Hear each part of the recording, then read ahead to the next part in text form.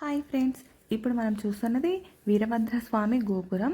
కురివి ప్రాంతంలో శ్రీ భద్రకాళి సమేత వీరభద్రస్వామి ఆలయం చరిత్ర గురించి తెలుసుకుందాం.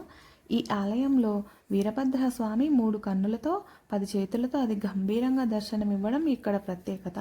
చరిత్రలోకి వెళ్ళినట్లయితే పూర్వం కురివి ప్రాంతంలో కరువు కాటకాలతో ఇబ్బందులు పడుతున్న సమయంలో సాక్షాత్తు పరమశివుని అంశమైనటువంటి వీరభద్రస్వామి ఈ ప్రాంతాన్ని ఉద్ధరించడానికి స్వయంభుగా వెలిసానని, ఈ ప్రాంతాన్ని పాలించే చాళుక్యుడు సామంతుడైనటువంటి భీమరాజుతో స్వామివారు కలలో కనపడి మాట్లాడతాడంట.